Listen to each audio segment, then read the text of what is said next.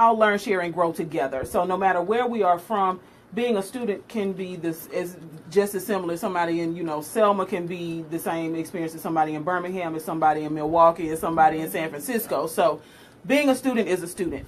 So there are some things that we can learn, share, and grow together to learn. So I do want to welcome my in-studio guest. Welcome, Miss Callie Greer. Thank you. Good to be back. Yes. And it is indeed a pleasure to have you here with me this morning, not quite afternoon, so that we can talk about this event that is going to be held on Saturday, July 8th from 11:30 a.m. until 2 o'clock at the Healing Waters Retreat Center. Now, I said the address is 8 Mulberry Road. So for those of you all who are unfamiliar, like, well, where in the heck is Mulberry? I never even knew Selma had a Mulberry. It's the street that if you take Water Avenue past Career Link and past the Slavery and Civil War Museum, you're going to make a right and go down behind as if you're headed to the bypass and not continue down Water Avenue.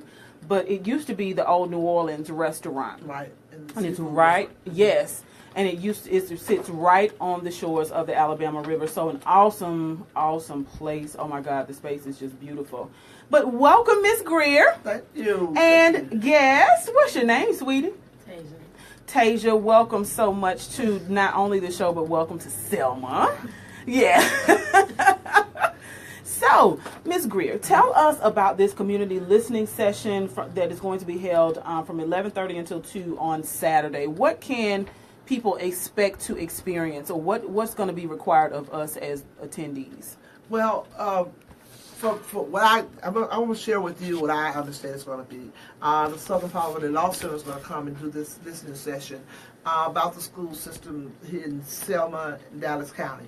So we really want to emphasize having parents, students, and concerned citizens. I had somebody say, well, I don't have children, but you're in the community, you see what's happening, you see these children out of school, you see all this other stuff, so we still would like to have you in the audience, hear your concerns, what you think would work, wouldn't work. So they're going to come and help us prepare ourselves for the next school term by listening to your questions, and listen to your experience, what went well, what didn't go well.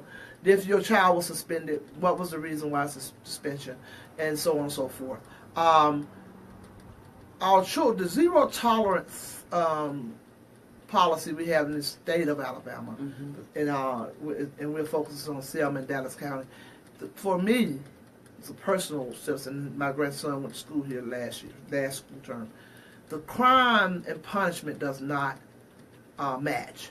The punishment for me is too severe for the crimes that they say our children are committing. I mean, they shouldn't even be considered crimes to me. Just an act of disobedience or defiance and so on and so forth. For no physical violence and sometimes not even real verbal violence or attack, our children are put out of school. Parents are at work. The shelter has no one to come pick them up, and so it's parents are already struggling. We're trying to work. We're trying to make this thing happen. And you calling me for my job. Now my job is in jeopardy, and for minor incidents where it should be dealt with in school. In school, even if it's an in-school suspension. So they can answer some of these questions. You can bring your concerns and ideas. And one thing that really, really struck me and why I'm so excited about it is the school policy book that you get every year telling you the rules and all this, that, and other. Yes. Well, Southern Poverty Law Center looked at these books. And these books are written on an 18th grade level. I can agree to that. This is what they found out. Mm-hmm. So you could have graduated high school, gone to college, become a lawyer, and still struggle to understand what this book is saying. Mm-hmm. And so when we get these books and we sign these books, myself, I had to sign a little leaflet in the back saying, I received the book, I understand what it's saying, and I agree. So we don't actually know what we just agreed to could happen to our children. So when you go up there irate and upset about it, you've already signed away your rights or whatever and saying that you agree to this. They're going to help us understand that book and show us how we can maybe get some of these policies changed, become our own advocates, become our children's advocates, and help change some of these policies and laws for our children. You know, it's a wonderful thing that you are that you focused on that particular topic, because last school term, not this, the one that just ended, but the year prior, I was a part of the group with the Selma City Schools that helped to edit or update the Code of Conduct. There is a group that is chosen, representatives from basically all of the schools come together every single school year to update this manual. Now, the school board then has the right and the ability to go back, and whatever edits we make, they can just say, we don't want any of it, we want to take some of it. But one of the things that I suggested is just what you said, because so many parents simply sign and don't actually understand what's in that book. Right. Not saying that people can't understand it, but it's like, put it in plain words what you mean, who can handle what problem, make charts, because see, everybody doesn't learn in the same way. Right. What would be the problem? And I asked this question.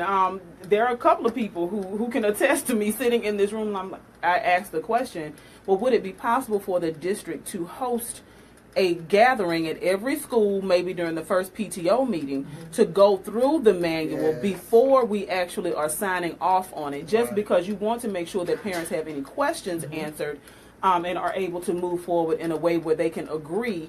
And now that you understand what's in the book and you see exactly what it is, if there's a checkout policy that says that you can't check out your children after 2:30, meaning that it would count as an absence or some sort of tardy, then now everybody's on the same page. Right. You showed up at this meeting, you understand that this is the cutoff. So now at 2:50 on a Friday, when you feel like you want to go to Florida, you know, and these 10 minutes are just going to save your life, Right. then now you already know that this is going to count as a tardy, and not, you know, there's not the back and forth and the arguing, but becoming your own advocate is so amazing. critical, and you have to be equipped with that information. So this is an awesome opportunity. It is, and it cuts out a lot of the frustration we as parents and grandparents have when we're, step in for the mother that's working or the father or the whatever who's working and can't get there, and you're the next one on the list because they're gonna call everybody on the list until they get somebody. Until they get, so you're equipped. You're in the know. And you don't feel overwhelmed, frustrated. You know your rights. You know what should happen, and you advocate for yourself, and it's empowering to be able to speak for yourself and know what you're talking about. And I agree with you so far about everybody. When they're sending these books home to folks, let me just be personal. They send them home to a GED graduate. Okay, and I'll take some other classes to further my education. But when you talk about an 18th grade level of education, if you got that level of education, you ain't too much worrying about your child is getting what they need and then some in the school system, because you're getting paid some kind of money for 18th level grade learning. So and realistically, we're sending these books home to folks that, you asked me to be my own lawyer in a murder case. And that's a great way to look at it. Right. To defend myself in a murder case.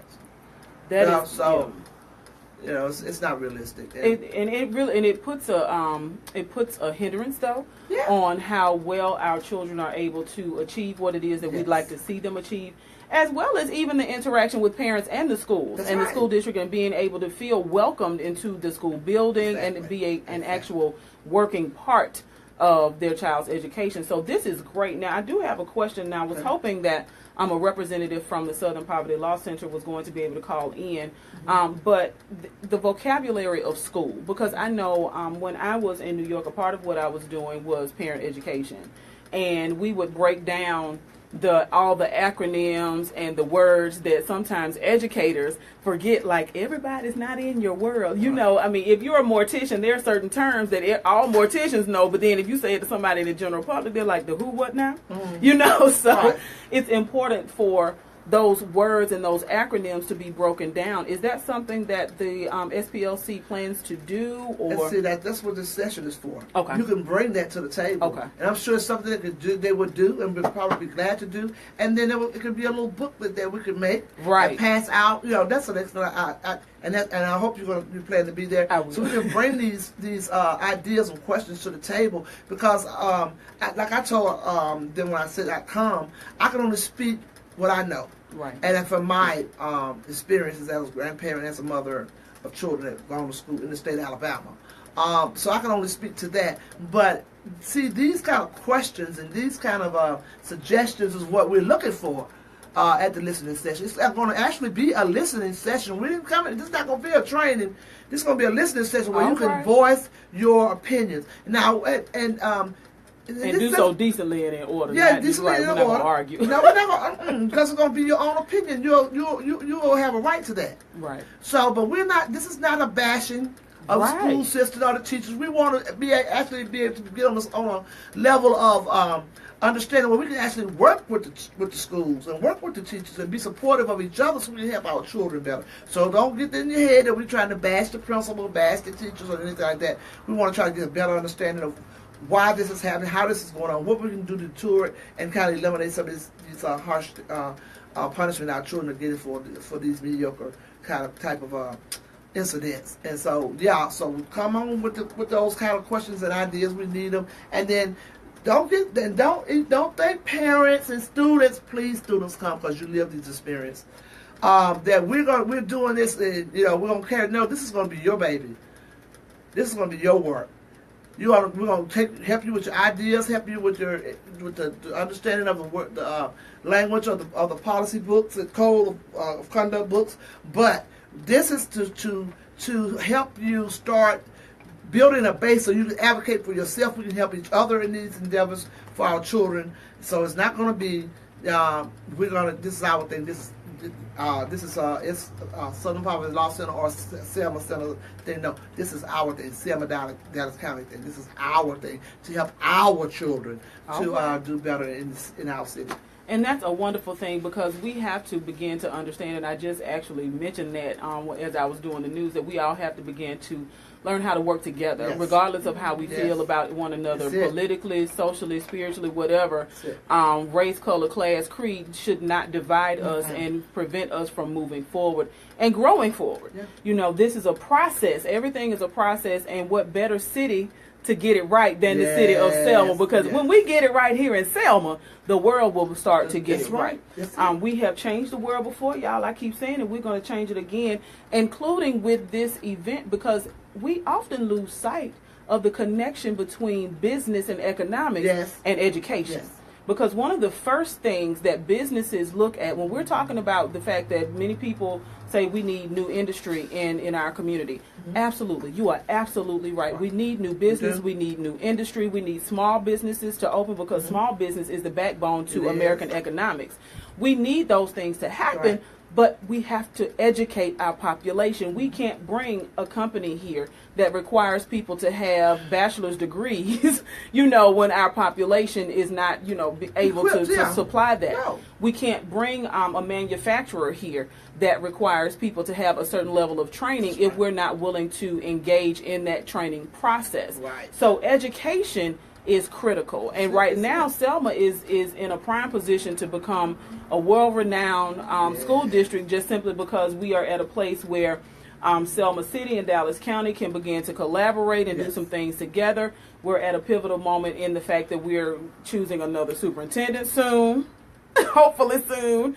Some principals are being shifted around and things like that. So this gathering is an awesome opportunity, and I hope that school board members are invited. It's open to the city and the county. Of Selma and Dallas County. It's open. Open, but we really put it on you students and parents. But students, come speak your experience. Come speak your truth. And talking about students, exactly. I was going to say, speaking of students, we have a student, and I'm going to let you introduce yourself and tell us where you're from, and then kind of share some of your experiences and what you'd like to see from maybe what you know of Selma, what you'd like to see our community move into. Okay. I'm Tasia. I'm from Milwaukee, Wisconsin. I'm a college student at the University of Wisconsin-South. And I want to say that Milwaukee's school system is like Selma's school system. Like, it's pretty bad. We segregated a lot, so the schools that I went to, it's kind of I'm not talking down on them, but it is. I don't know, when I was in high school, I got in trouble, but I got suspended a couple times. because I spoke out against discrimination. Like, I was in like the 10th grade, and one of my teachers, like, she was like, we got to call our teachers by our first name, so this probably took like some of the respect away too. And so she was like being very rude to me. Like, she would like talk about McDonald's, because I used to eat McDonald's, and my mom would bring me to school and I would eat it, and she'd be like, oh, I won't feed my kids that. That'll get them fat. Then I would be eating something else, and she was like, oh, my kids don't eat that. They'd be fat. Then we do a lot of testing in Milwaukee. And so I had some type of snack, and she was like, oh, nah, my kids can't eat that. They'd be fat. Like, she just kept, like, being very disrespectful towards me because I was heavier set or whatever. And then one day I came in the classroom, and she was like, get out. And I was like, I'm not going nowhere. And then she was like, get out the classroom. And I was like, no. Like, I wasn't trying to be disrespectful, but I'm like, I didn't do nothing, so why am I getting out this classroom? And then she was like, if you don't get out, we're going to call the dean in here. And I was like, okay, I'm not getting out. This is weeks of her being disrespectful and just saying off-the-wall stuff about being fat. And I was the only person she was saying it to, too. And she was white. And so the dean came in, and he was like, if you don't get out the classroom, we're going to have to move the class, and you're going to be suspended. I was like, well, I didn't do anything, and why should I have to get out? And she's been rude to me. Nothing has happened to her. Like, I didn't do anything wrong. Like, the only thing I ever did was speak up for myself. And then he was like, you need to leave. And I was like, no, I'm not leaving. I did nothing wrong. Like, why should I leave if I did nothing wrong? Like, and so they have moved the whole class. It's not funny, but they moved the whole class, and I was still in there, and I was like, okay, you did what you had to do. And so he was like, okay, now you can go to the office because you're getting suspended. So I was going to call my mom on their phone, and he like hung the phone up in my face. And I was like, oh, you disrespectful. And so I pulled my cell phone out, and I called my mom and told her about what was going on. And then we had like a meeting with them, like with the school, because I wanted to leave, and my mom wanted to take me out too.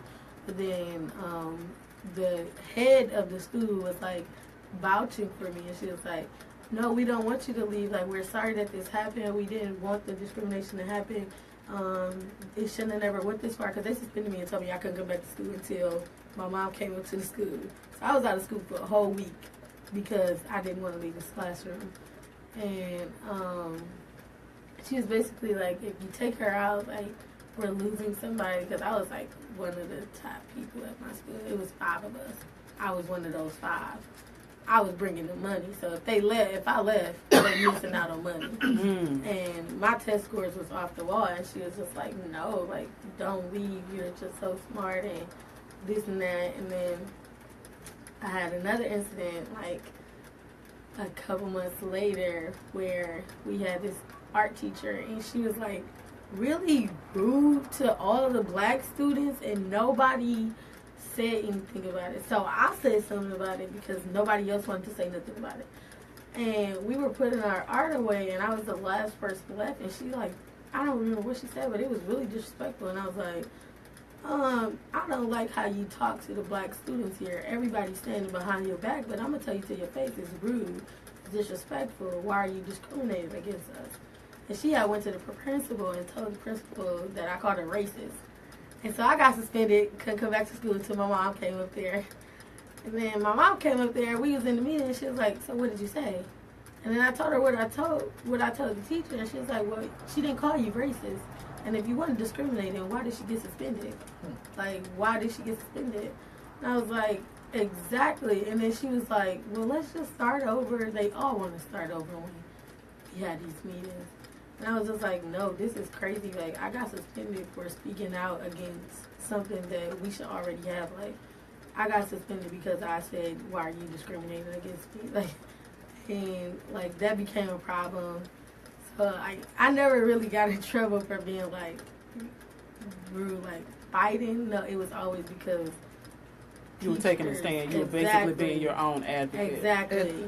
Well, now, one of the things, though, as I listened to your stories, that came to mind is the difference in how we interpret what's said to us, and how our lenses can be somewhat shaded, if you will, by the isms that exist, whether it is the difference that exists in our socioeconomic status, or the difference between our skin color, skin tone, or race, our ethnicity, birth dates, you know, because there are some people younger people who don't want to hear anything someone older has to say. There are older people who don't want to hear anything that younger people have to say. And it's often, our perspective is often skewed through that. I personally dealt with a situation like that. I had a parent at the school where my son attends. I'm the PTO president, and the young lady came to me with a letter that the teacher wrote, and she said, I need you to read this for me because I really want to go in here and curse this lady out. And so I read the letter, and I said, okay, now tell me why you feel like you want to curse her out. And she told me what her interpretation of what was on that paper. I said, okay, now when I read it, I'm reading it in a totally different way. And I shared that with her, and she said, you know what, that probably is, because she doesn't even know what that is. And I said, yeah. So she didn't know what that means to black folk, you know? So let's talk about it in a way and remove those, like, let's kind of clean our lenses so that we can now hear a young person say to us, you know, I really feel like I'm being discriminated against, and not that you're calling me, I'm not, like, she didn't call you a racist, you know? So you don't hear that you're a racist from the word of, you know, that you felt discriminated against, because there is a difference. There is certainly a difference between experiencing discrimination and being enacted on from a racist perspective. So this is a great opportunity next Saturday for people in our community. Again, this is Selma Dallas County School District. So this is not just something for the Selma City Schools. This is something for the Dallas County Schools as well, and even parents who are considering transitioning their students from the private school setting back into the public school setting, because we've got to do this together. And I'm not saying anything against private schools, because they have their role. Whether it's, you know, I'm not even going to start naming, but they have a role, you know, and some students, that's exactly what they need, and that's what their parents desire. But if there is an opportunity for us to work together to improve our schools overall, then what about everyone just kind of working together and having these experiences, like with this, the youth leadership program? There's students from all of the local high schools that come together. My guest last week, they had students from pretty much all of the local high schools go to Ireland together as an experience with Ebenezer Missionary Baptist Church and Cornerstone Presbyterian. They went to Ireland over spring break. So this is an awesome opportunity for us to sit down as a community and engage in a meaningful dialogue, not arguments, okay? Right. So, and I want us to kind of get back to that, what's going to actually happen on next Saturday, and the dialogue that is scheduled to occur. So we'll have a simple agenda, but I think the dialogue will come from the participants. You know, they'll put their concerns on and so on forth up on the board, and breakout session. You know, groups break out different groups, and there will be a report back from each group, and the youth will have their own breakout sessions to report back as well. That's why we really put it on the youth. And so let me say this before I hear you in my head say, "Oh, I got to babysit. I got to." Children are welcome. We have child care. If you see the flyer, I've been everywhere putting them up. It does not say that we have child care on there, but child care is available. Bring your children. Our interns are working with the Mind Camp students, and so they're working with youth. We have tons of games. The space is beautiful. They can be outside playing, and the free food. And at the bottom of the flyer is my number and Miss Nayamka Shakur's number. And in your 15 minutes from anywhere in Selma, you need a ride, we'll come get you. So all of those barriers you just had in your head, mama, grandmama, auntie, student, we just eliminated them. So there's no reason for you not to come, be able to share your experiences, have a great meal. I promise you, I'm gonna cook good. Yes. and let the children interact with other children and get a chance to experience the Selma Center in that beautiful space. And hopefully the people or the youth and the parents can see that people are advocating for their children, and they want them to do better, do. and they want better treatment for their children. We do. So hopefully they gain that from this, because that's what it's all about. It is. It's all about it. So, yeah, I want y'all to come, fellowship, share your thoughts, your ideas, your concerns, break bread, make new friends, and let's get this thing started for our children. And also, I want to send you another invite that Miss Ayanka Jackson and the ED of Selma Center Healing Waters sent me with. It's the Keegan Nonviolence Training that will begin July 13th through the 17th with Dr. Lafayette. Yeah, Dr. Bernard Lafayette's going to be training. If you have not come to this before, you do not want to miss this. To sit, oh, really? Yes, Okay. to sit at the feet of Dr. Lafayette, and I mean, he is just so patient and just so forthcoming, and he just shares and teaches from a different perspective of the traditional teaching and trainings and stuff. So, this will be my third. I'm looking forward to it for real. And so, if you live in Selma, Dallas County, if you see these flyers, there's a $450 cost on it for the training. If you're citizen of Selma, Dallas County, if you're a Selma, Dallas, and Selma, Dallas County resident, you can come for free. Wow. So that's $450 worth of savings. Free. You can attend these trainings free. And this is how long? It's 4 days. 4 days. Yeah. It's Are a they good full training. days? Yeah, yes. But if you can't do the 4 days, there's a 2-day core training that you can attend. So, did I say it was free? You said it was I free. just want to say it one time, $450 free. Yes, $450. So you have won the prize today, $450 free training, Selma, Dallas County residents.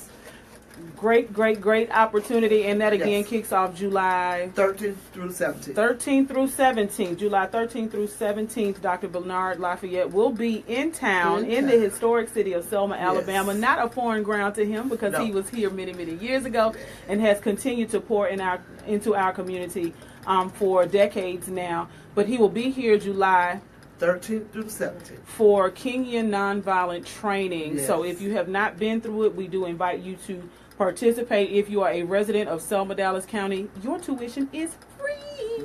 Yes. And there literally are people who come from all over the country Over the country. to come to this Yes. training here in Selma. So understand that this is an opportunity. Mm-hmm. You know, people we really get it twisted and don't value what we have right here We in don't. this city. We don't. Like, Selma is such an awesome city, and it really does ring bells anywhere. Yes. I literally was at a meeting on Thursday. I was Wednesday I was in a conference, and it was in Philadelphia.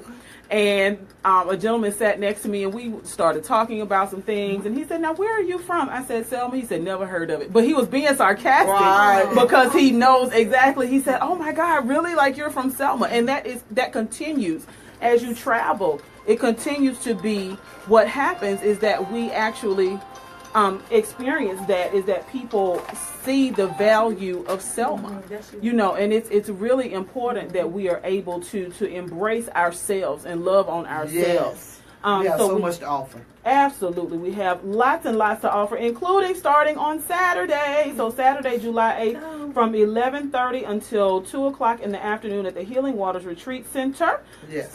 We will have a community listening session, the Southern Poverty Law Center and the Selma Center for Nonviolence invite you to attend a community listening session. Want to hear from families, students, and others, students, families, and others who care about the Selma City and Dallas County schools. Y'all, please join us if you would like more information. Nayamka Shakura is the contact at the Southern Poverty Law Center. Her number is area code 855-480-0548. Also, if you would like to speak to the local representative, Miss Callie GREER, who I've had the pleasure of interviewing today, is in the building, and she may be reached at area code 334-375-0660. Don't let child care or needing a ride be an excuse. This is a great opportunity. I'm going to have to send my remarks on paper because I have a family event to attend on Saturday. But I will definitely send some ideas and commentary for this event on Saturday. It's a great opportunity. So school board members, if you're listening, you are invited to attend.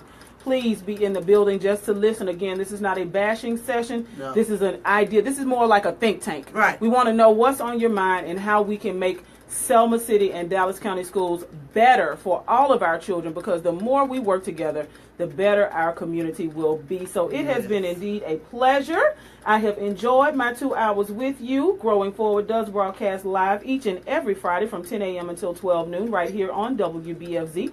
Z105.3 studios are located at 1501 JL Chestnut Boulevard right here in the historic city of Selma, Alabama. It is always a pleasure to have you ride along with me for these 2 hours, 1 hour of music, 1 hour of talk. So we have a great time together. Y'all have a safe and happy weekend. Don't spend all your money, child. Please. You know, that's, I mean, one thing I need for you, please, not to do is spend all your money in these first couple of few days. But if you do feel the need to spend some, y'all know where I am. So I'll see y'all this evening. Love you, love you, love you, y'all. Hold it in the road, honey. Yes, yes. Let's be safe and love on one another. I know right behind me is coming none other than the Bishop of the Black Belt with a public conversation. I know where your song is. But he is coming right behind me. In the meantime, in between time, we're gonna, let's say, before I let you go by Blackstreet, y'all, have an awesome, awesome weekend. Love you. Oh. Thank you. You made it easy, Lydia. You made